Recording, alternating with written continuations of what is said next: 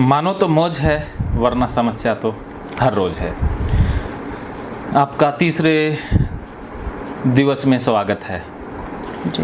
हमने 2 दिन काफ़ी चर्चाएं की हैं जी। और कल भी काफ़ी चर्चा हुई थी। अभी तक इंट्रोडक्शन ही चल रहा है। भगवान श्री कृष्ण कल थोड़े से बोले थे। आधिकारिक तौर पर ज्ञान योग की अभी शुरुआत हुई नहीं है।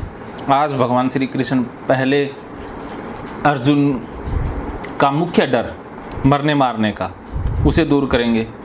तो हमारे जीवन में भी सबसे बड़ा डर है, वो क्या है? मृत्यु का डर। जी। सभी डरों में सबसे बड़ा डर मृत्यु का ही होता है। हमें मरने से बड़ा डर लगता है। एक बार महाभारत की ही बात है कि यक्ष ने युधिष्ठिर से सवाल पूछे थे।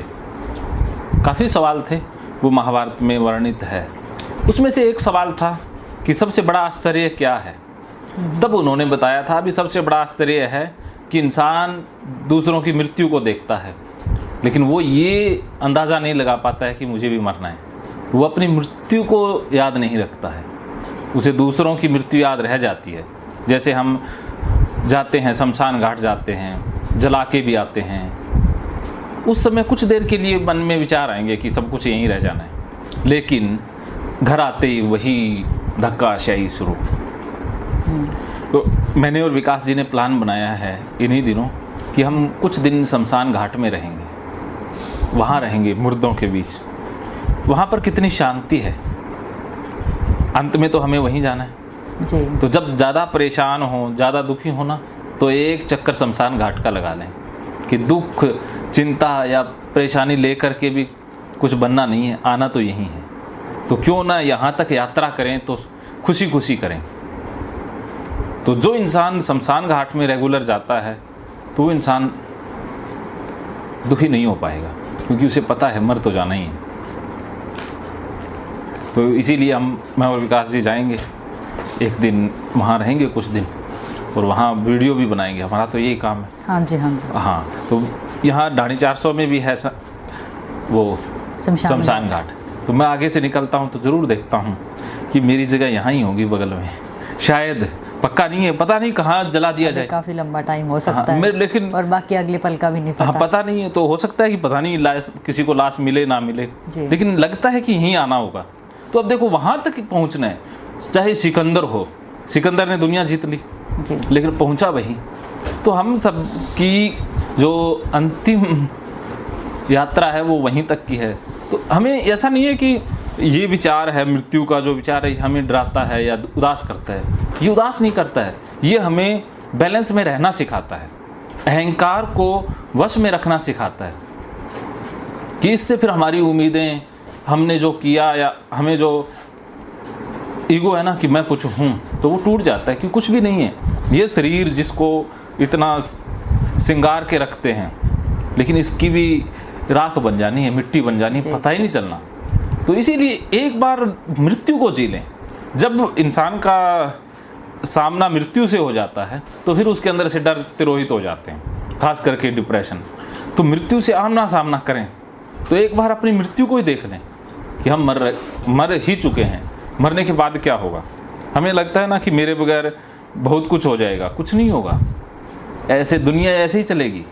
घर वाले 2-4 दिन रोएंगे, सारे भूल जाएंगे। हाँ, बस थोड़े दिन का ही होता है। हाँ, थोड़े दिन का है। जैसे मैं मर गया तो पत्नी 2-4 साल रोएगी, हो सकता है उसके लिए वो भी एक आदी हो जाती है। हाँ, उसके लिए वो क्षति है वो अपूरणीय होगी, लेकिन फिर भी वो बच्चों की शादी भी करेगी, उसमें भी शामिल होगी, सब कुछ करेगी। बच्चे हैं वो तो 4-5 साल में ही भूल जाएंगे, सब कुछ भूल जाएगा। कोई फर्क ही नहीं पड़ता इस दुनिया में कौन आया कौन गया, क्योंकि आज से पहले भी तो हजारों बार आए हैं गए हैं। ऐसा नहीं है कि पहली बार ही हमारा अवतरण हुआ है, पता नहीं कितनी बार हो चुका है। तो जब ये ज्ञान योग ये है, ये ज्ञान योग की बातें हैं कि हम बुद्धि से उस समझ रहे हैं ना, तो जब इन बातों को हम जीवन में अपना लेते हैं कि ये जीवन में उतर जाएं। ऐसा नहीं है कि आत्मा जरा मरे, जैसे लोग करते हैं ना, आज किसी के घर में मृत्यु हो गई, सारे भागे जाएंगे, उनको समझा के आएंगे, रो रहे हैं, अरे अरे अरे इसका तो दाना पानी पूरा हो गया, मत रो, बस आत्मा तो अजर अमर है, अगला जन्म हो जाएगा। उसको समझाने के लिए बड़ी बड़ी ऊंची ऊंची बातें करेंगी। अब घर में उनके जो समझा रहे हैं उनके घर में कुछ होगा तो वो फिर दूसरे आएंगे समझाने के लिए, अरे अरे कोई बात नहीं, रो मत, आत्मा अजर अमर है। बस ऐसे चलता है ना। पर सर यही बोला जाता है कि मरने के बाद रोना नहीं चाहिए ना, रोना चाहिए, ये गलत बोला जाता है। देखो मैं बताता हूँ आपको, हाँ गलत सुना हुआ ना। हमने कचरा इकट्ठा किया है, मुझे ना अब लगने लगा, पहले मैं भी सोचता था लेकिन अब मुझे लगता है जैसे जैसे मेरी समझ बढ़ी, मेरी चेतना बढ़ी, तो ये झूठ फ्रेब जो गलत है ना वो नज़र आने लग जाता है कि ये लोग गलत कहते हैं। बहुत गलतियां हैं हमारे समाज में, हमारे सिस्टम में, इतनी गलतियां कि जिन के बारे में हम सोचें तो बहुत वक्त लग जाएगा या उनको पूरा नहीं किया जा सकता। उसमें एक गलती तो ये भी है और भी है, बहुत सी गलतियां हैं। तो एक गलती ये है कि रोना नहीं चाहिए, खुल के रोना चाहिए। अब ऐसी बहुत सी महिलाओं को मैं जानता हूँ जिनके बच्चे की या पति की मृत्यु हुई लेकिन वो रोई नहीं, लेकिन तो बाद में गम भी बैठता है ना उसका, बाद में वो कहते हैं डिप्रेशन कि का शिकार हाँ, हो वो गई, डिप्रेशन में चली जाती है। डिप्रेशन में चली गई। और जो महिला उस टाइम तो कहते हैं खुल के रो रोना, लेती है ना, जरूरी तो होता है वो चीज़। पहले क्या था अपने ये ना विद्वानों ने जो 12 दिन बैठने का और ये सिस्टम बनाया ना रोने का, ये सही बनाया था। पहले औरतें बड़ी समझदार हुआ करती थी, बुजुर्ग भी समझदार हुआ करते थे। वो अब मान लो किसी के पति की मृत्यु होगी तो वो उसे रुलाते थे कि रो, इसका रोना किसी को जरूरी अंदर है। का दुख निकल जाए, हाँ, तो ठीक है, नहीं अंदर तो से वो निकल जाए, हाँ, रोया नहीं तो वो डिप्रेशन दब में चला जाएगा। दबाना ही बीमारी है, दबाना डिप्रेशन में ही लेकर जाएगा। निकालना जरूरी, निकालो, निकालने के लिए रुलाते रोना थे। जरूरी है। आजकल मॉडर्न हो गए, रोते हैं ही नहीं तो वो फिर डिप्रेशन में ही जाते हैं। वो आजकल दुख तो कहीं ना कहीं होता ही है, चलो वो इंसान चला जाता है, वो ठीक है। होना ही है और रोना भी जरूरी पर एक है। रिश्ते खुल नाते के रो, में ऐसे लगता है। दहाड़े मार के पूरा चीखो, ऐसे कि जितना आप चीखोगे चिल्लाओगे उतने आप स्वस्थ हो रहोगे। अगर आपने खुल के रोया नहीं ना तो खुल के हंस भी नहीं पाओगे। मैं तो एक बात याद ज़्यादा रखना, रोई हूँ सर। तो खुल के हंस भी पाओगे। जो इंसान खुल के रो नहीं पाता ना वो कभी खुल के हंस भी नहीं पाएगा। ये औरतों के पास सबसे बड़ा गहना है कि वो रो लेती हैं। मर्द रोते हैं तो उनको बोलते हैं कि कायर है, जो कायर नहीं है, कोई कुछ लेकिन कहते रोना हैं, कोई अच्छी बात कुछ है। कहते हैं कि मुझे भी रोना आदमी को रोता हुआ थोड़ा अजीब लगता है। जैसे मैं कम रोता हूँ लेकिन अब मैं रोना सीख गया हूँ, लेकिन रोता हूँ ना तो फिर मन एकदम शांत, फिर बड़ी शांति मिलती है, वो निकल जाता है ना, निकल जाता है ना अंदर से। तो हमने दबाना नहीं है, चाहे वो हंसी हो। जैसे ना ये थेरेपी है, वीपिंग थेरेपी बोलते हैं, रोना भी एक थेरेपी है। रुलाएंगे आपको खूब, मैं तो रुलाना चाहता था लेकिन थोड़ा माहौल बनाना पड़ेगा कि आपको सर जो मैं ऐसे ही बहुत रोई, मेरे तो थोड़ा सा बात होती है, खुल मैं के शुरू हो रोना। जाती हूँ रोने का। तो अब पीट के रोना है। उन 2-3 बंदे हाँ, हैं ना, मैं पीट पीट कर ही रोई हुई हूँ। खुद को नहीं पीटना, उन बंदों को पीटना है जिन्होंने आपके जीवन में इतना कुछ किया है ना, उनको पीटना है। अब उनको बहुत पीटेंगे। 2-3 बंदे मैं जानता हूँ जिन्होंने आपको बहुत टॉर्चर किया है, उन बंदों को पीटेंगे, मारेंगे, तभी आप ठीक होगे, फिर आप खाली हो जाओगे। तो उनको पीटना है। 3-4 के नाम मैं बता दूंगा। आप बनाएंगे ऐसा माहौल, आज बस थोड़ा पेट ठीक हो जाए आपका, फिर बनाते हैं।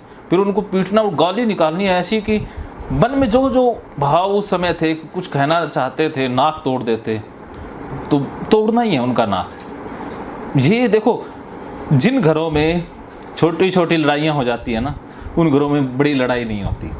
हस्बैंड वाइफ में छोटे छोटे झगड़े होते हैं ना, उनमें बड़ा झगड़ा नहीं होता। और जिन घरों में छोटी लड़ाई नहीं होती फिर उनमें बड़ी लड़ाइयाँ होती फिर वो एकदम ही फूटता है, जो हाँ। होता है और जिन हस्बैंड वाइफ में छोटी छोटी लड़ाई नहीं होती ना, उनमें फिर बड़ी लड़ाई होती है। क्योंकि इसलिए छोटी लड़ना होती है तो वो साथ साथ निकलता रहता है अंदर का, तो वो लड़ना स्टोर नहीं बहुत- करते अंदर, दबाते नहीं उस चीज बस ना पत्नी दबाए पति, क्योंकि पत्नी तो ज़्यादा दबाती है पति के डर से, तो उसको दबाए ना। पति गुस्सा आया तो बेलन ये भारी भूरी सारा लगा दे। जैसे प्रोमिला की खास बात है कि वो तो क्लास जिसके मन में आ गया तो फिर उसने कैसे भी चुप नहीं होना, लगानी है तो लगानी है। अच्छी बात है कि वो शांत हो जाती है। मेरा क्या तो चलो वो उनका निकल जाता है, हाँ निकल उनका जाता, जो बढ़िया हो गुस्सा गया ना, है। कैथारसिस हो जाता है। तो पहले क्या होता था, औरतें जैसे सास से सब प्रॉब्लम है तो पहले कपड़े धोया करती थी ना थापी से, और पीट लेते थे। हाँ। तो सास का वो सूट आया, कपड़ा आया ना, तो उसे मोड़ती थी जोर जोर से, फुल जोर से। तो उनको लगता था ये सास ही है, तो उसके ऊपर वो रिप्लेसमेंट कर देती थी, डिस्प्लेस कर देती थी, और उनका वो कैथारसिस हो जाता, मन से वो निकल जाता, तो खुश रहती थी। आजकल ये बंद हो गया। तो ये सब बंद। मैं कहता हूँ कि पीटना होना चाहिए। बच्चों को हम सिखाते हैं जैसे कि आप जैसे बच्चे जो पीटते रहते हैं आपस में या चीज़ें तोड़ते फोड़ते रहते हैं, वो स्वस्थ रहेंगे, क्योंकि उनके अंदर से गुस्सा निकल जाता है। क्योंकि कोई भी इंसान अंदर गुस्सा दबाएगा वो बीमारी है। बच्चे तो दबाते ही नहीं है, वो तो गुस्सा आ गया तो उसी वक्त कर देते हैं। जैसे आपके पापा हैं, वो गुस्सा दबाते नहीं है, वो तो तोड़ फेड़ कर देते हैं, तो उनको डिप्रेशन नहीं होगा। उनकी वजह से दूसरों को भले ही हो जाए, लेकिन उनको खुद को नहीं होगा। हाँ, खुद को नहीं होने वाला जी। हाँ, तो लेकिन दूसरे तो देखो सेंसिटिव ज़्यादा होते हैं ना, कुछ लोग जैसे आप जैसे, तो वो नेगेटिव चीज़ों को जल्दी पकड़ लेते हैं। जी जी। तो कहने का भाव आप समझ गए जी कि दबाना नहीं है, दबाया है उसे निकालना ही पड़ेगा। जी। वो निकलेगा नहीं तो वो सपनों में तंग करेगा और लाइफ में रह रह के तंग ही करेगा। तो अभी एक तो मृत्यु से नहीं घबराना कि मृत्यु का सामना करना है, तो एक मेडिटेशन करेंगे, रीबर्थ मेडिटेशन, कि हम खुद की मृत्यु को ही आभास करेंगे। कि मैं आपको हिप्नोटाइज भी करूँगा, पूरी गहरी सम्मोहन की अवस्था में ले जा करके वो सारी चीज़ें आभास होंगी आपको कि आप मर चुके हो, उसके बाद क्या बचा, क्या आत्मा के साथ हुआ, सारी चीज़ें आप महसूस करोगे। भी आप फील करोगे तो फिर अंदर से निकल जाएगा, डिलीट हो जाएंगे सारे डाटा। उसे आप एक मेडिटेशन के द्वारा भी महसूस करेंगे। तो अब हम आगे बढ़ते हैं, क्योंकि बातें चलती रही तो फिर आप कहोगे ये गीता पूरी करने के मूड में नहीं है शायद सर। तो अगला श्लोक है संजय वाच्य। संजय धृतराष्ट्र को बता रहे हैं, हे राजन, निद्रा को जीतने वाले अर्जुन अंतर्यामी श्री कृष्ण महाराज के प्रति इस प्रकार कहकर फिर श्री भगवान गोविंद से युद्ध नहीं करूँगा, यह कहकर चुप हो गए। संजय बोले कि अर्जुन फिर से चुप हो गया है और भगवान से ये कह रहा है कि मैं युद्ध नहीं करूँगा। अर्जुन दोबारा बैठ गया है। हे भरतवंशी धृतराष्ट्र, अंतर्यामी श्री कृष्ण महाराज दोनों सेनाओं के बीच में शोक करते हुए उस अर्जुन को हंसते हुए ये वचन कहे। पहले कृष्ण ने जोर का झटका दिया था कुछ श्लोकों पहले कि तू नपुंसक है, ताकि उसको गुस्सा आए और वो युद्ध करने के लिए तैयार हो जाए। लेकिन डिप्रेशन जिनको हो जाए उनको गुस्सा भी नहीं आता है, वो रोने लग जाते हैं। तो अर्जुन भी रोने जैसा होकर के बैठ गया है। तो अब कृष्ण को पता है कि अब जोर के झटके से काम नहीं चलेगा, अब तो प्यार से ही काम चलेगा, अब तो इसके डर का इलाज ही करना होगा, ऐसे ये चलने वाला नहीं है, अब तो इसकी थेरेपी ही करनी होगी। तो अब उनको पता है कि अब तो टाइम लगेगा, ऐसे नहीं है जल्दबाजी में अब कुछ नहीं होगा। तो अब कृष्ण मुस्कुरा रहे हैं। तो ये देखो सबसे बड़ा गुण है इंसान का, मुस्कुराना। तो एक मेरे दोस्त है सतीश जी, वो अक्सर कहा करते थे कि अगर किसी इंसान को चुप या सीरियस रहते हुए देखो तो समझ जाओ कि ये गधों का गुण है, क्योंकि गधे को आप हंसते हुए नहीं देखोगे ना, नहीं देखोगे, वो बस ऐसा ही रहता है सीरियस सा। तो अगर आप देखो किसी इंसान को कि सीरियस है तो समझ लेना कि ये उसी तरफ जा रहा है, उसी योनि में जा रहा है। शरीर इसका ज़रूर इंसानों वाला है, लेकिन लक्षण गधे वाले आ गए। तो इंसान को हमेशा मुस्कुराते हुए रहना, कि ये हमारा जन्मजात गुण है। जैसे एक स्टडी हुई थी कि अंधे जो जन्म से अंधे हैं वो देख नहीं सकते, लेकिन वो मुस्कुराते हैं। तो मुस्कुराना, वो कहते हैं ना, 100 गुना बढ़ जाती है खूबसूरती महज मुस्कुराने से। और लोग खूबसूरती ढूंढते हैं क्रीमों में, फेस वॉश में, और न जाने कहाँ। वो एक अंदर की खुशी है, वो ऑटोमेटिक खूबसूरत। तो मुस्कुराता हुआ चेहरा हमेशा खूबसूरत लगता है, और दुखी चेहरा चाहे कितना ही मेकअप लगा लो, भूतनी लगेगी वो। और जी। तो जो दिल से हंसती है ना, देखो खुद भी हंसते हैं तो देखो कितना अच्छा लगता है। जब हम खुद को अच्छे लगने लग जाते हैं ना, तो बाकी सबको अच्छे लगेंगे या सभी अच्छे लगेंगे। क्योंकि डिप्रेशन में ना हमारा चेहरा ही बददासा हो जाता है, होता तो हो भी जाता है, लेकिन वो चेहरा ही ना बड़ा डरावना सा महसूस होता है कि मेरा चेहरा लटक रहा है। जैसे मैं डिप्रेशन में होता हूँ तो ये लटक जाते, पता नहीं क्या क्या, ऐसे चेहरे से नफरत सी हो जाती है, वो अंदर की खुशी खत्म हो जाती है। हाँ, तो शरीर भी बेढंगा सा, सारी चीज़ें बेढंगी हो जाती है। जी बिल्कुल। और जो इंसान खुशी में है, मुस्कुरा रहा है, उसकी एक एक चीज़ लय में आ जाती है, बड़ा अच्छा लगता है। तो हमारे पास एक ही गुण है मुस्कुराने का, तो मुस्कुराना नहीं छोड़ना है। और आजकल तो लाफ्टर क्लब भी खुल गए हैं, हंसो। और हंसी का और डिप्रेशन का बहुत गहरा नाता है। जो इंसान हंसते वो डिप्रेशन में नहीं जाते, जो डिप्रेशन में जाते हैं वो हंसते नहीं। क्या समझे? जो हंसते रहते हैं तो वो ये अंदर का वो सब निकलता भी रहता है, खुश रहते हैं, चेहरा भी खिला खिला रहता है, वो डिप्रेशन होएगा ही। हंसी के पीछे बहुत बड़ा राज छिपा हुआ है कि हंसी से डिप्रेशन ही दूर नहीं होता, अलबत्ता शारीरिक रोग भी दूर हो जाते हैं, या जो हंसता है उसको रोग आते ही नहीं है। कुछ केमिकल जो हाँ, तो केमिकल ऐसे रिलीज होते हैं हंसी में कि इंसान बीमार है ना तो वो बहुत जल्दी रिकवर हो जाएगा। अगर कैंसर भी हुआ तो भी वो रिकवर होने की तरफ जा सकता है, हंसने वाला। सर वो ये स्ट्रेस में अलग केमिकल रिलीज होते हैं। हाँ, कोर्टिसोल होगा स्ट्रेस में। जब स्वस्थ होते हैं तो अलग केमिकल रिलीज होगे, तो वो कहीं ना कहीं बीमारियों के साथ ही जुड़े होते हैं। बिल्कुल। तो बताओ, हंसे हुए कितने महीने हो गए? सर बीच में तो बिल्कुल भूल ही चुकी, हंसते भी कैसे हैं, हंसे ही नहीं, हंसना ही नहीं आता। कोई बात भी ऐसे हंसी करते तो भी हंसना नहीं आता। हाँ, लेकिन हंसना तो जानती हो। नहीं, हंसना जानती हूँ मैं, मतलब सर ये बात नहीं है। पहले मैं बहुत हंसमुख ही थी, मैं बहुत सबको हंसाती अब भी हो, पर बस ये बीच का दौर थोड़ा सा देखो ऐसा अब हुआ क्या है जिसमें हम भूल से गए हैं। वो ना एक ना स्टेट ऑफ माइंड वो ऐसी मन में स्थापित हो गई है कि उसमें जाते हो तो हंसना भूल जाते हो, लेकिन वहां से ना थोड़ा थोड़ा माइंड के नेगेटिव पॉइंट को ज़्यादा पकड़ रहा है, पॉजिटिव की तरफ जा ही नहीं रहा, तो हंसी अपने आप ही खत्म हो गई है। लेकिन अब हंसना है। जी जी, छोटी छोटी चीज़ों में हंसी ढूंढनी है।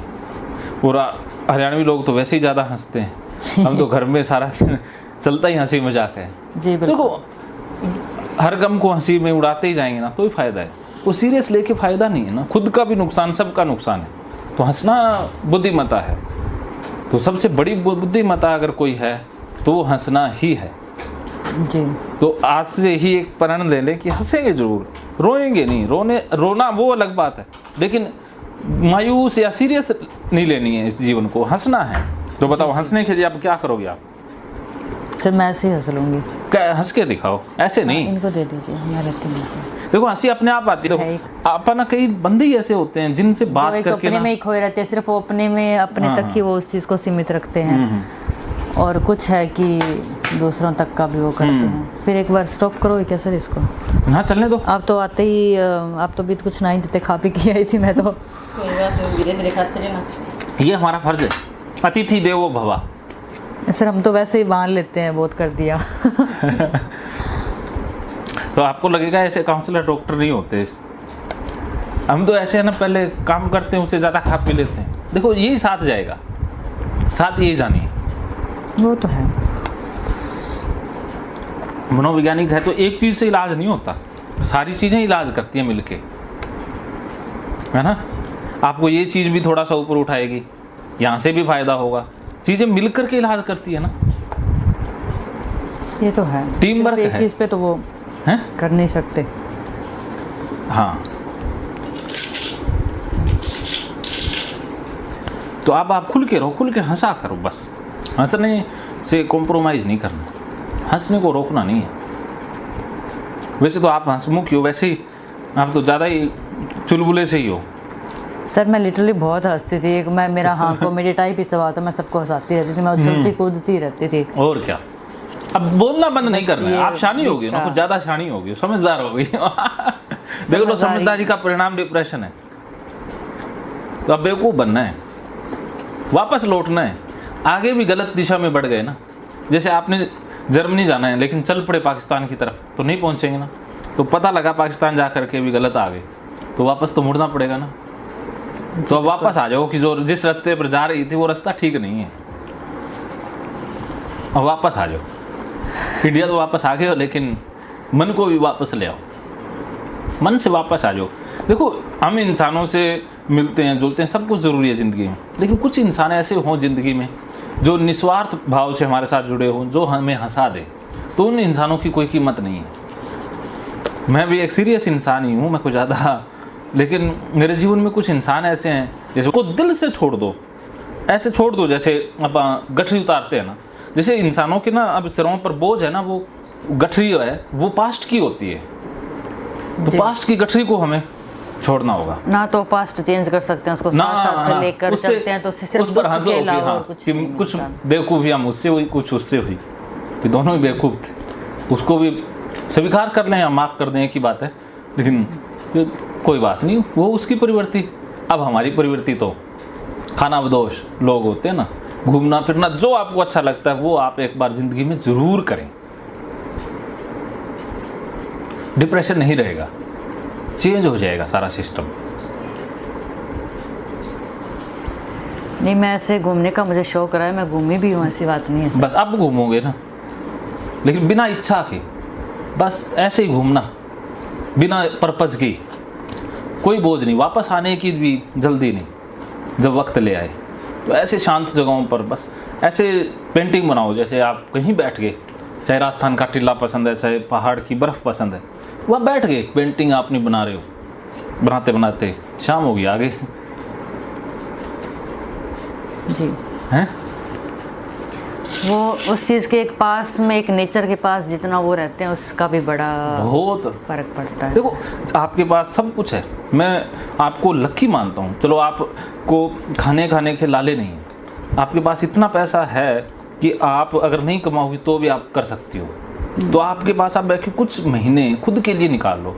कमाना है, ऐसा नहीं है कि आप जब रिकवर हो जाओ तो कुछ अच्छा कमा लेना, फिर उसको चैरिटी कर देना या किसी ज़रूरतमंद की मदद कर देना।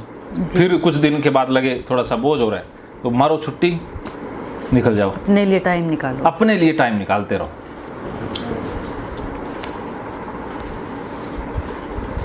बुलाने के लिए अभी मन हल्का है, आज आप तो शेयर करो, बोलना है आपने, सुनना नहीं है, कुछ बेवकूफ़ी हम बतानी भी हैं। आज अपना करवा दो सर, मैं शुरू हो जाऊँ, मेरे से चुप नहीं होगा। अरे आप शुरू होगे तो ही फायदा है, आप शुरू रहा करो, चुप भी ना रहा करो। अब आप बोलते अच्छा हो। मंदिर खोलेंगे तब बोलेंगे सर। हैं? अच्छा, हाँ, फिर तो आपका लाइव किया करेंगे, सारे प्रसारण लाइव है ना, चैनल बना देंगे उस पर लाइव। क्या नाम रखेंगे इस साध्वी का? कोई नया ही शुरू करेंगे। कुछ भी रख लेना सर, कोई फर्क नहीं पड़ता नाम से। कोई बात नहीं। तो हंसी की बात हो गई, कृष्ण हंस रहे हैं तो हम भी हंस लेते हैं जी। तो अब आगे देखते हैं भी भगवान श्री कृष्ण क्या कहते हैं। श्री भगवान बोले, हे अर्जुन, तू न शोक करने योग्य मनुष्यों के लिए शोक करता है और पंडितों के से वचनों को कहता है, परंतु जिनके प्राण चले गए हैं उनके लिए और जिनके प्राण नहीं गए हैं उनके लिए पंडित जन शोक नहीं करते। कि अब भगवान श्री कृष्ण अर्जुन को कह रहे हैं कि अर्जुन, तू बातें तो बड़ी सुंदर सुंदर कह रहा है पंडितों जैसी, लेकिन पंडित लोग भी तेरी तरह शोक नहीं करते। कि ये जो लोग हैं, ये पापी लोग हैं, इनके मरने का शोक पंडित जन, जो ज्ञानी है वो ऐसा सोचेगा कि भाई ये चाचे हैं, दादे हैं, मामे हैं। तो जो इंसान जब गलत करता है तो वो अपना जो अस्तित्व है वो गिरा देता है कि वो चाचा है, उसने किसी भी बहू के साथ या मतलब कुछ भी किया या नहीं किया, नहीं रोक नहीं पाया, तो वो अपना वो ससुर या चाचा होने का हक खो देता है ना। तो उसने अपनी पुत्र वधू की रक्षा नहीं की और उसी सभा में बैठे रहे ये लोग, तब भी उन्होंने दादा गुरु होने का तो हक खो दिया ना जी। तो ऐसे लोगों के लिए शोक करना ज़रूरी है, ऐसे लोगों का मरना ज़रूरी है। तो ज्ञानी होते हैं वो भी शोक नहीं करते। तो इनमें देखो, अर्जुन की बातों में और उसके व्यवहार में कोई तालमेल नहीं है कि ज्ञानी जो होता है उसका व्यवहार भी ज्ञानियों जैसा होता है। ऐसा नहीं है कि उसका व्यवहार तो भाई अज्ञानियों जैसा मिलेगा और बात ज्ञानियों, वो बात अलग है। तो ज्ञानी कौन है, पंडित कौन होते हैं, ये कृष्ण बता रहे हैं कि पंडित वो होते हैं जो सही बात सही समय पर करते हैं। ऐसा नहीं है कि ब्राह्मण के घर में पैदा हो गया वो पंडित है, जाति से कोई पंडित नहीं होता। नहीं। जाति से ना कोई जाट होता, कर्म से होता है।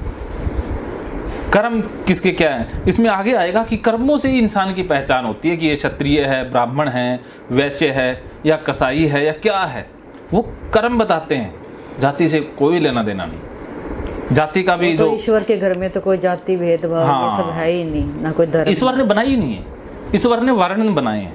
वर्ण क्या है, वो पर्सनैलिटी टाइप है। जैसे आपके हस्बैंड की पर्सनैलिटी अलग है, आपकी अलग है, दोनों में कोई मैचिंग ही नहीं है। पर्सनैलिटी टाइप ही, जैसे कुंडली मिलान करते हैं, वो जमाना पुराना हो गया। अब पर्सनैलिटी मिलान करनी चाहिए कि लड़के और लड़की की तुम शादी कर रहे हो, इनकी पर्सनैलिटी तो चेक करो। वो क्लस्टर ए का बंदा है, जो आपका हस्बैंड है, और आप क्लस्टर सी की बंदी हो, तो दोनों का कैसे होगा? आप उसके पीछे रहोगे, वो आगे रहेगा। ऐसा ही होता है। पर्सनैलिटी का टाइप ही अलग है, क्योंकि उसको वो वर्कोहॉलिक है, वो बुद्धि से सोचता है, आप दिल से सोचती हो। आपके अंदर बुद्धि नाम की चीज़ नहीं है, सिर्फ दिल ही दिल है। उसके अंदर दिल नाम की चीज़ नहीं है, सिर्फ बुद्धि बुद्धि है। आपको प्रेम चाहिए, एक इमोशनली लगाव चाहिए, उसको कुछ भी नहीं चाहिए। उसको सिर्फ विचारिक आदान प्रदान चाहिए। कोई मीटिंग हो जिसमें बुद्धि की, विचारों की बात हो, तो उसको इंटरेस्ट आएगा। वो ऊपर से जीता है, आप गहराई में जीते हो।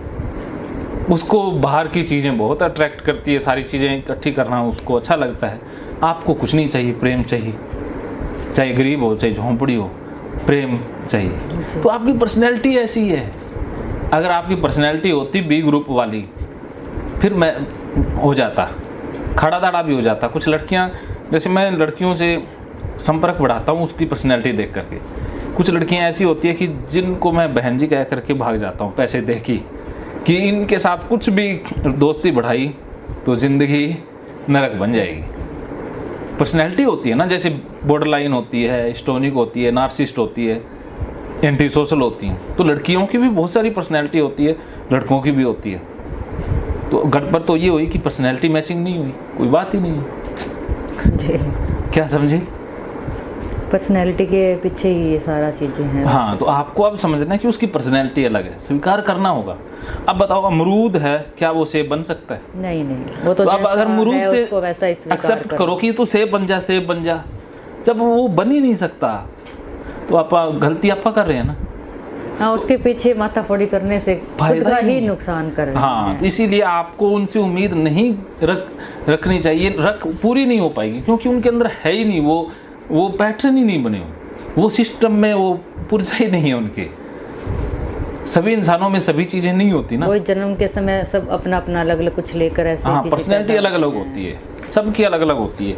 मैं पर्सनैलिटी आपको सिखा दूंगा, जैसे 10 ग्रुप हैं पर्सनैलिटी के, वो सारे आपको मैं सिखा दूंगा कि कौन बंदा कैसा होगा, ये पर्सनैलिटी वाला क्या व्यवहार करेगा, कैसी पर्सनैलिटी वालों से संपर्क रखना चाहिए, कैसी पर्सनैलिटी वालों से उम्मीद रखनी चाहिए। वो पर्सनैलिटी के हिसाब से।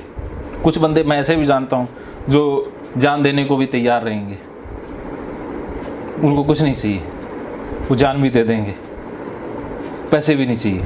कुछ लोग ऐसे हैं जो पैसे ही चाहिए और कुछ नहीं चाहिए। तो सबकी अलग अलग पर्सनैलिटी है, वर्ण है। कृष्ण कह रहे हैं ये वर्ण है, तो आगे कहेंगे।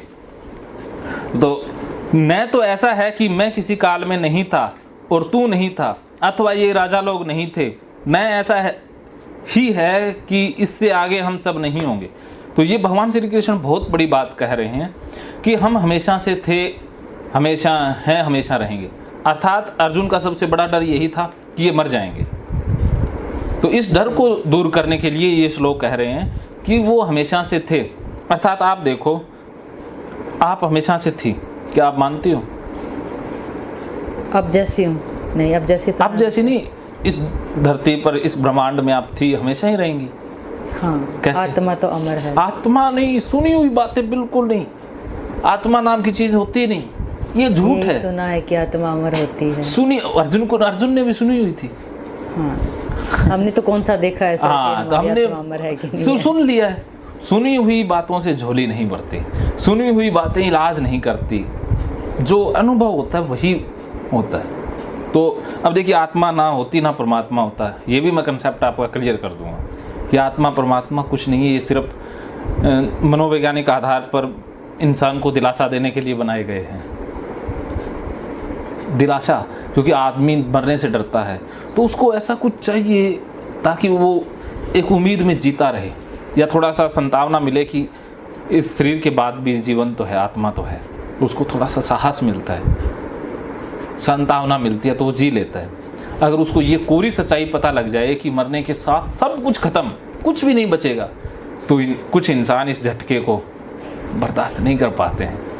उनको अगर पूरी सच्चाई बता दें तो वो बिखर जाते हैं, टूट जाते हैं। तो उनको टूटने से बचाने के लिए उनको एक भ्रम दे दिया गया कि आत्मा तो जीवित रहती है, तो वो इसी आधार पर जीवन जी लेते हैं।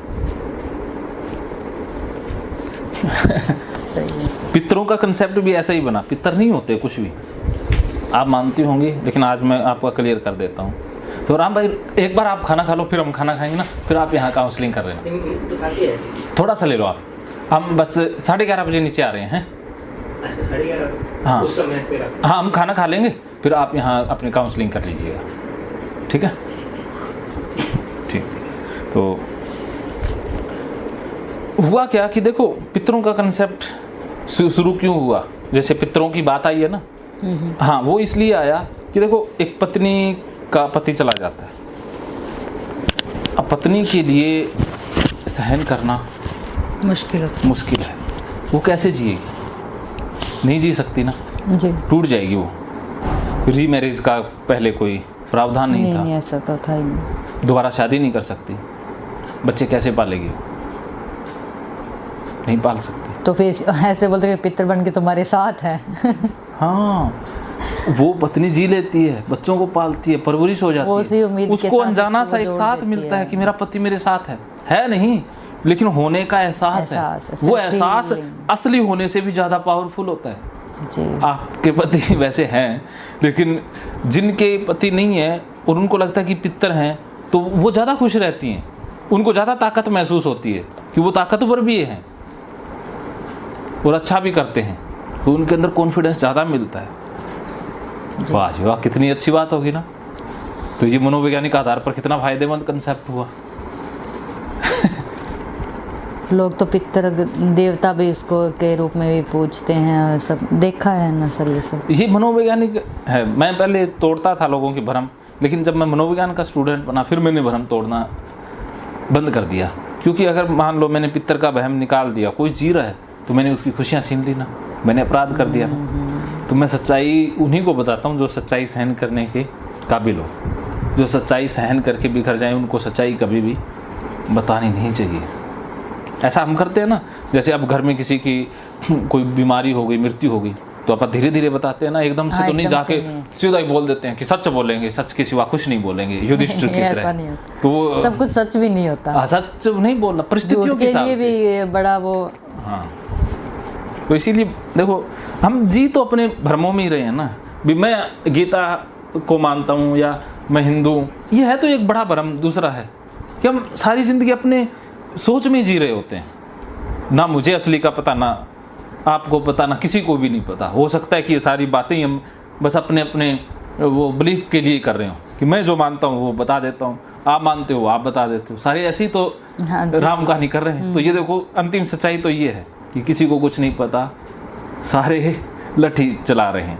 मैंने फिलोसफी को पढ़ा ना, फिर मैं जाना कि सारे फिलोसफर ये जो आत्मा परमात्मा का कंसेप्ट क्यों इंसान के मन में आया, फिर कैसे चीज़ें बनी, सारे अलग अलग मानते हैं। फिर बाकी जो दर्शन विकसित हुए, सांख्य दर्शन और ये न्यायिक दर्शन, योग दर्शन, फिर पश्चिम का दर्शन है, इनके सबके अलग अलग जो ये विचारक हुए, दर्शन शास्त्री हुए ना जी। तो ये गीता भी एक दर्शन ही है और कुछ भी नहीं है। थोड़ी सच्चाई ज़्यादा तो नहीं होगी ना? नहीं, बर्दाश्त कर रहे हो ना? हाँ हाँ, कोई दिक्कत नहीं मुझे तो। हाँ, तो हम थे, इसका मतलब क्या है कि हमारा डर रहता है ना कि हम चले जाएंगे, लेकिन हम जाते नहीं हैं, हम यहीं रहते हैं। कैसे? जैसे आपकी डेट ऑफ बर्थ क्या है? 10 अगस्त 89।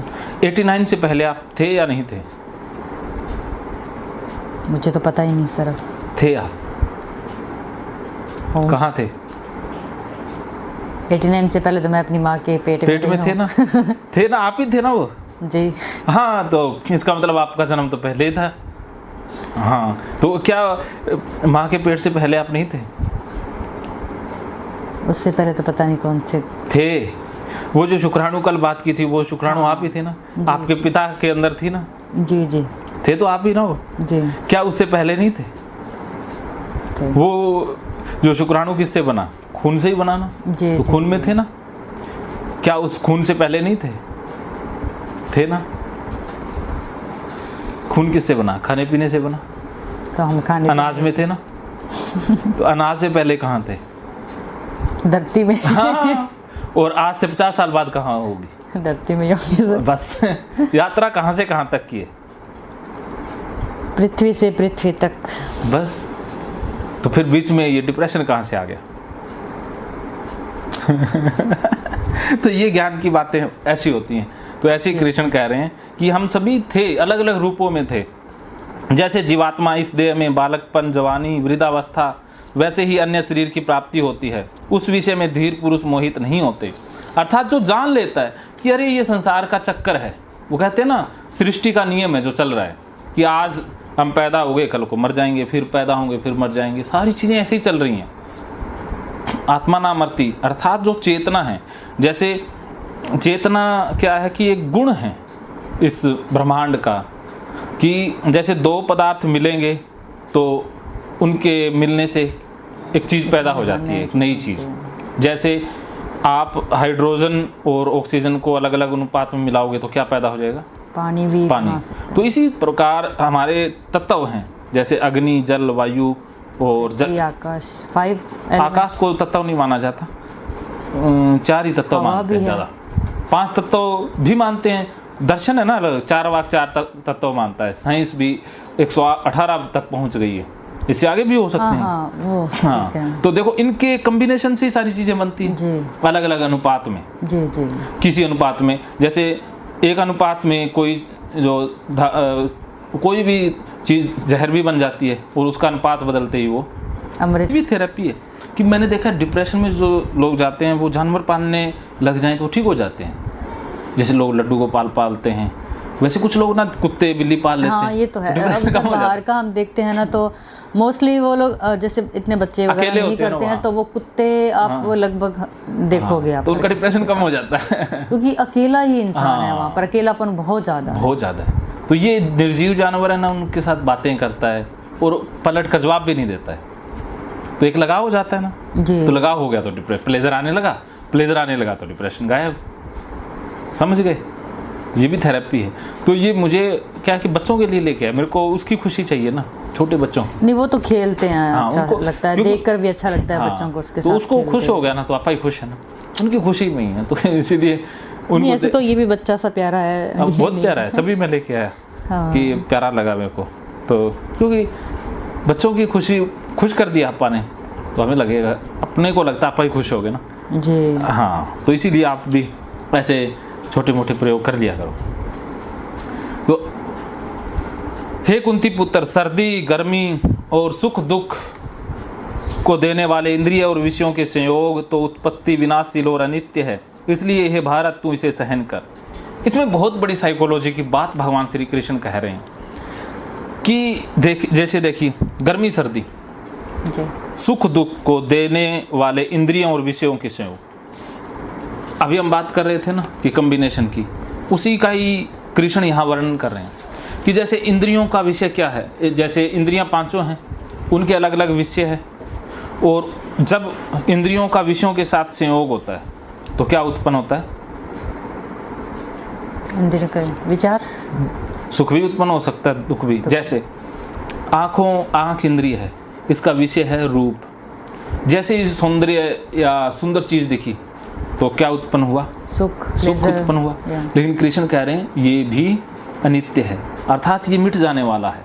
और इंद्रियों का विषय है देखना, लेकिन आपको किसी चीज़ को देख करके घबराहट होती है, देख लिया, मान लो कुत्ता देख लिया, बिल्ली देख लिया, कुछ भी ऐसा देख लिया जिससे आपका बैड एक्सपीरियंस जुड़ा हुआ है, तो जैसे विषयों का संयोग हुआ और इंद्रियों का हुआ तो उससे क्या उत्पन्न हुआ?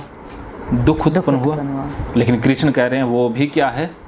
अनित्य है, वो भी बदल जाएगा। जैसे जीभ का विषय है स्वाद, मीठा मिला, खुशी आई, लेकिन वो भी थोड़ी देर में। और मिर्ची लगा दी किसी ने, मिर्ची खा ली तो बहुत बुरा महसूस हुआ, वो भी थोड़ी देर में। अर्थात इनके संयोग से जो उत्पन्न होगा, भी इंद्रियों और विषयों के संयोग से जो भी उत्पन्न होगा, कुछ भी उत्पन्न हो सकता है ना मन में, भाव, चाहे फीलिंग कह लो, विचार कह लो, भी कुछ भी देखा, विचार उत्पन्न हुए, फीलिंग पैदा हुई, कुछ भी पैदा हुआ, वो अनित्य है, अर्थात उसे मिट ही जाना है। क्या समझे? आज आप सोचते हो अपने परिवार वालों के बारे में कि उन्होंने गलत किया, लेकिन जब आप सोचना बंद कर दोगी तो ये उत्पन्न होना ही बंद हो जाएगा, अर्थात आप ये ही अनित्य मिट है। जाएगा। जब आप कुछ अलग सोचोगी, अपनी जॉब के बारे में सोचने लग गई, तो उससे विषयों का संयोग होगा तो अलग फीलिंग आ जाएगी ना। जी। लेकिन है तो वो भी अनित्य, परमानेंट, उसे भी मत मान लेना।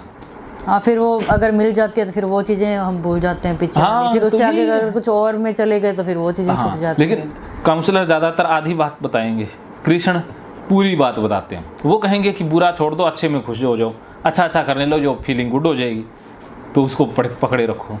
लेकिन कृष्ण पूरी समझ दे रहे हैं कि चाहे आपको बुरा फील हो रहा है, ये भी मिट जाना है, अच्छा फील हो रहा है, मिट ये भी जाना है, दोनों को ही छोड़ दो तुम लोग। ये असली हमेशा बात। तो कुछ भी नहीं था। हाँ, हमेशा परमानेंट कुछ भी नहीं। अनित्य का मतलब है टेम्परेरी। जी। तो हमारे जो दुख सुख सारे टेम्परेरी हैं, सारे टेम्परेरी हैं। आप जिन चीज़ों से आज परेशान हो, क्या 10 साल पहले थी? नहीं, टेम्परेरी।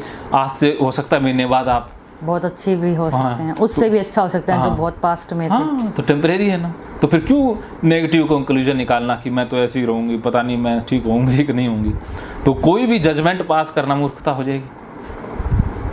कल का कोई पता नहीं है।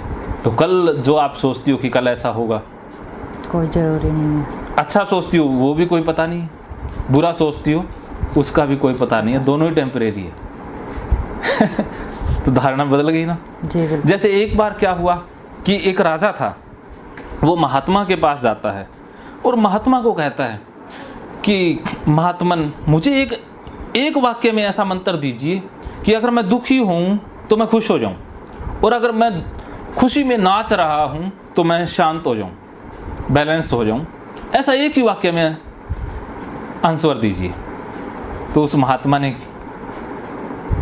क्या कहा होगा, एक वाक्य क्या बताया होगा? आपके लिए काम की चीज़ है, वो याद रखना, हमेशा उस वाक्य को याद रखना है। वो क्या है कि यह वक्त भी गुजर जाएगा। जब आप बहुत ज़्यादा खुश हो कि आयम बल्ले बल्ले बाकी थल्ले, जब ये याद करते हैं कि अरे ये खुशी वाला वक्त भी गुजर जाएगा, तो ईगो डाउन हो जाता है। जब आप दुखी हो, वक्त काटे ही नहीं कट रहा है, लेकिन आप जब सोचते हो कि ये वक्त भी गुजर जाएगा, हो गए ना, बाहर आ गए ना। जी। क्या समझे? कोई भी चीज़ समय स्टेबल तो है नहीं, उसने तो चलना ही चलना है। चलना तो जो आज के दिन जो हो रहा है वो कल नहीं होगा, नहीं होगा, और ये टाइम तो रुकेगा ही नहीं। रुकेगा। रात होगी, फिर दिन होगा, फिर रात होगी, फिर दिन होगा, और सब चीज़ें चेंज होती जाएगी। तो आपका भी मन चेंज हो जाएगा। जी। तो क्या आप हमेशा उदास रह सकती हो? नहीं, तो बताओ फिर क्यों उदासी में दुखी होना? पहले जैसे बहुत पास्ट में जाते हैं तो बहुत खुश थे, हाँ, फिर थोड़े और ज़्यादा दुख के दिन आए, फिर थोड़े कम हुए, अब बिल्कुल फिर कम हो आए, जाएगा। फिर दोबारा कम भी आ हुए। जाएगी।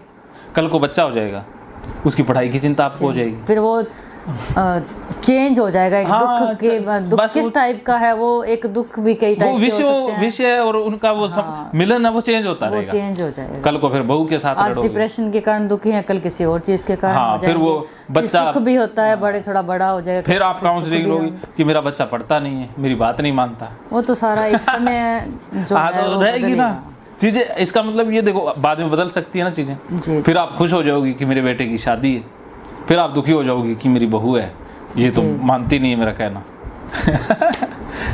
पता नहीं, फिर बहू को तो देखेंगे नहीं देखेंगे इससे पहले। हाँ, वो तो आप अज्यूम तो कर ही सकते हैं, अपने हाथ में है ना। भी नहीं पूरा हो ही सकता assume- है हम 100 साल से भी ऊपर जी जाएं, हो सकता है कि कल ही मर जाए। हो सकता दोनों ही है बातें हैं ना। दोनों ही बात। तो अपने को दोनों ही छोड़ देनी है, इसी वक्त में आ जाना है। फ्यूचर में तो ज़्यादा जीना भी नहीं चाहिए। हाँ। फ्यूचर का तो कुछ पता ही नहीं है। हाँ, अभी काफ़ी चीज़ें क्लियर हुई इतने ज्ञान योग से। हाँ सर। क्या क्या क्लियर हुआ? बहुत सारी चीज़ें हो गई सर। वाह जी वाह, फिर तो दुखों पे हो गई, समय का हो गया, कोई चीज़ें हमेशा नहीं रहती है, काफ़ी चीज़ें हैं सर। और भी पहले कल 2 दिनों में भी काफ़ी, मतलब एक माइंड में क्लियर हो चुकी है वो चीज़ें। हाँ, तो हम भी हमेशा नहीं रहेंगे। ये शरीर में हमेशा ये काले वस्त्र ये काले नहीं रहेंगे, थोड़े दिनों में सफ़ेद भी हो जाएंगे। तो सफ़ेद देख करके दुखी होने की ज़रूरत नहीं है, ये तो समय का फेर है, बदलना है। सफ़ेद ही आएंगे, अब काले तो आने से रहे। तो लोग कई बार रंग रूंग करवा लेते हैं, मेरे को वो शौक नहीं है, क्योंकि ये तो कुदरत है, मैं छिपा नहीं सकता ना, कुदरत को आने से कौन रोक सकता है। तो जैसे वैसे रहें, तो मैं इसीलिए कुछ भी नहीं करता। जैसे है ना, लोग छिपाते हैं, जो बालों को डाई करता है, समझ लेना कि वो खुल के जी नहीं पाया, वो कहीं ना कहीं जवानी को खुल के नहीं जी पाया। अब भी जवान बनने की फिर कोशिश करता है, हाँ, पर रियलिटी वो नहीं होती है। वाल तो वाइट के वाइट है ना, ऊपर से आप कुछ भी दिखा लें। हाँ, तो वही है ना, रंगे शियार। बालों को रंगने से बुढ़ापा छिप नहीं सकता, वो तो आएगा। शरीर है ना, मन से बुढ़ापा ना आए। मैं कहता हूँ शरीर चाहे कवर में चला जाए, लेकिन मन मौज में रहे, कि 4 बंदे उठा के ले जा रहे हैं तब भी अपना मस्ती में ही है। तो वो असली ज़िंदगी है। घुट घुट के नहीं मरना, ज़िंदगी में मरना तो है, लेकिन खुश होके मरना है, खुशी खुशी मरना, वो असली है। तो ये गर्मी सर्दी वाला ये बहुत महत्वपूर्ण श्लोक है। तो क्योंकि हे पुरुष श्रेष्ठ, सुख दुख को समान समझने वाले जिस धीर पुरुष को ये इंद्रियां और विषयों के संयोग व्याकुल नहीं करते, वह मोक्ष के योग्य है। बहुत बढ़िया बात कही है। देखो कितनी खूबसूरत बात है कि विषयों और इंद्रियों के संयोग व्याकुल नहीं करते। हमें व्याकुल करते हैं ना, कि कानों में किसी ने गाली निकाल दी, 4 गाली निकालेंगे, 1 गाली निकालिए 4 निकालेंगे, वो प्लस में आएगी ना। जैसे इंडिया में भी आप एक को बहन की गाली निकालोगे तो माँ की भी साथ में आएगी। हाँ, वो तो पूरा जोश होता है उस टाइम, हाँ, तो कुछ भी निकलेगा। हाँ, तो इसका मतलब वो कानों में आवाज़ गई तो आगे से रिएक्शन होता है। तो हमने वो रिएक्टिव माइंड नहीं बनना कि कोई हमारा बटन दबा दे, कि अब आपके उन्होंने फ़ोन करके कह दिया कि ये करूँगा मैं, वो करूँगा, तो भाई आप तो उदास हो गए, तो हमारा बटन दबा दिया। बटन दूसरों के हाथ में नहीं देने। मेरी खुशी तुम्हारे कुछ कहने ना कहने से बदलने वाली नहीं है। देखो ज़िंदगी में एक बहुत बड़ी स्वतंत्रता क्या है। स्वतंत्रता ये नहीं कि शरीर से आज़ादी, आपके पास खुला मकान है, सब कुछ है, वो स्वतंत्रता नहीं है। स्वतंत्रता है मन से, कि अब आपके जो रिमोट कंट्रोल है दूसरों के हाथ में नहीं है, खुद के हाथ में है, कि ना तो आपको कोई दुखी कर सकता, चाहे जेल में बिठा दें, आज़ादी है।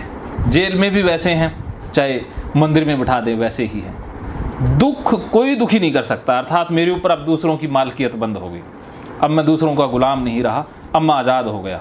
ये असली आज़ादी है। ये कृष्ण कह रहे हैं कि जैसे चाहे कोई फ़ोन करके कुछ भी कह दे, आपकी मनोशांति बिखरने वाली नहीं है। कोई कह दे लॉटरी लगी है तो आप उछलने वाले नहीं हैं। हाँ, लॉटरी लगी कोई बात नहीं, ठीक है, पैसे आ गए। अब जैसे एक कहानी सुनाता हूँ कि एक बार ना बनवारी लाल के घर को आग लग गई। अब आग लग गई तो बनवारी लाल के 3 बेटे थे, तो अब आग लग गई तो बनवारी लाल ज़ोर ज़ोर से रोने लग गया कि अपने घर को आग लग गई। तभी बनवारी लाल का वो बड़ा बेटा आया, वो कहता पिताजी आप रो क्यों रहे हो? तो वो कहता, उसने मारा थप्पड़ खींच के कि अरे मूर्ख, रोऊँ ना तो क्या करूँ, अपने घर को आग लगी है, तू भी रो। तब वो बड़ा बेटा कहता अरे पिताजी मैंने ये ना घर बेच दिया था, इसका सौदा हो गया है। तो कहता ये अपना नहीं अब किसी और का है। तो वो दोनों खुश हो गए कि अपना थोड़ी, अब तो दूसरों का चल रहा है। तो हंसने लग गए कि अपना थोड़ी ना चल रहा है, अपना तो बिक चुका है। तो बदल गई ना उसकी मनोस्थिति। फिर उनका वो छोटा बेटा आता है, वो कहता है पापा भैया आप हंस रहे हो, अपना घर चल रहा है। वो कहते कि अपना नहीं रहा, ये बिक चुका है, तू भी हंस। तो वो छोटा कहता पापा जो बिका था ना वो सौदा कैंसिल हो गया है, ये रहे मेरे पास पेपर। तो अब तीनों ही रोने लग गए।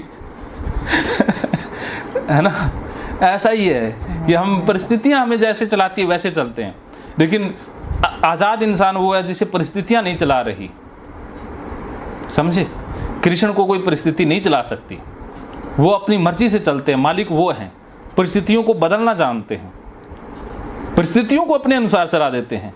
लेकिन हम परिस्थितियों को क्या चलाएं, हमें परिस्थितियां चला देती हैं कि घर में आज किसी ने अच्छा कह दिया तो फूल के रसगुल्ला, किसी ने कह दिया तो काम का ही नहीं है, पूरा तो दिन डाउन यूँ निकाल देते हैं। जैसे एक औरत है, सुंदर सी साड़ी पहन के शादी में जाती है और कोई टोक देती है तू तो ना बिल्कुल उल्लू ही लग रही है, तो अब वो क्या करेगी, वो तो सारा फेंक देगी सामान और भाग आएगी घर कि मेरे को, मैं तो उल्लू लगती हूँ ये। अब देखो उसकी खुशी तो दूसरों के कमेंट पे है ना। और अब कोई कह दे तू तो भाई सलमान खान लग रहा है, तो भाई पैरी ना जमीन पर गए। तो देखो कैसे ऐसे रिमोट कंट्रोल दूसरों के हाथों में होते हैं हमारे। जी।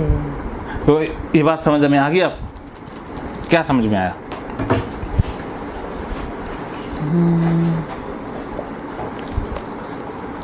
अपनी लाइफ से जोड़ के देखो कि आपके रिमोट कंट्रोल किस किस के पास है। मुझे तो लगता है मैं अपना कंट्रोल सारा ही दूसरों को दे रखा है। हाँ, तो अब सोचो इसके ऊपर दे दो, देखो कि आपने कंट्रोल वापस लेना है। जी जी। बस इस बारे में सोचो अब।